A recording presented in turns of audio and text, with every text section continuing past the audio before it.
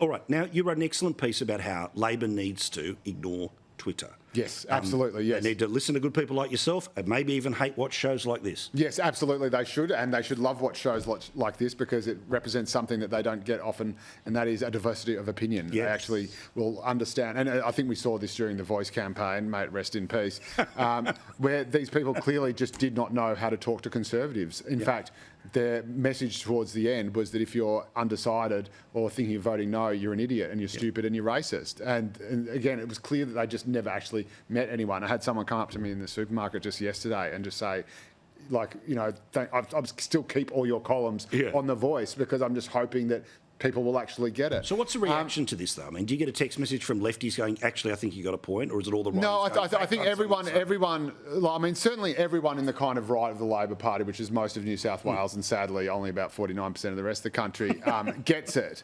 and knows that. But it's much easier to be really simplistic and outraged and angry or preachy about an issue on social media and get all the likes from the lovies and get all your retweets and think that you're making a real difference than it is to actually say, well, actually, no, here we need to stop and reflect community attitudes instead of dictating them, and that's been a real problem.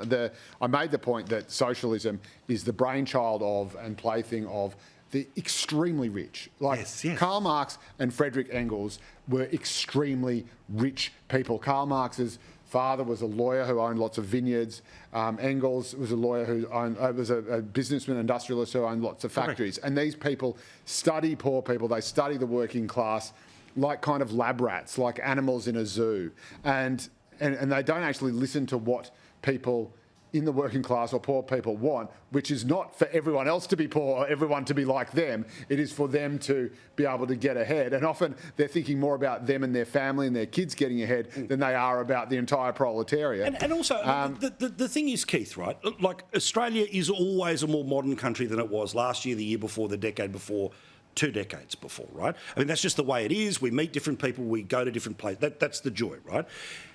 But people need to understand, who are sitting at this super progressive, you know, lean in, let's sort of live the news cycle where we wake up and are shocked by what Donald Trump did, and then we're outraged by what Boris Johnson did, and then all of this garbage, that Australians are also deeply practical.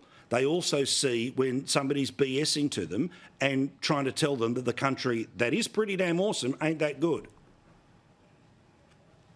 Oh, Paul, firstly, all my dreams have come true. I was hoping to hear Joe Hilderbrand on the Joe Hilderbrand editorial extolling the virtues of Joe Hilderbrand, and it's happened. That's just fantastic. It's the trifecta, Keith. If you didn't get it on the Melbourne Cup, you've got it here tonight. That's exactly right. I'm with Joe. Yeah, we got it now. So, Joe, listen closely, mate. You won't hear this often, but I actually agree with you. Oh, thank you very much. Your piece is about 10 years too late. The Australian Labor Party, they haven't represented working people for 10 years more. They just don't get it. They are all about the rich socialists and the inner city Greens and all the things that most Australians, to be honest, don't care about. They just want to be able to pay their bills. They want a government that listens to them, that acts in their interests. Correct. And we're not seeing that from this Labor government. They talk a lot, but it's about their actual actions.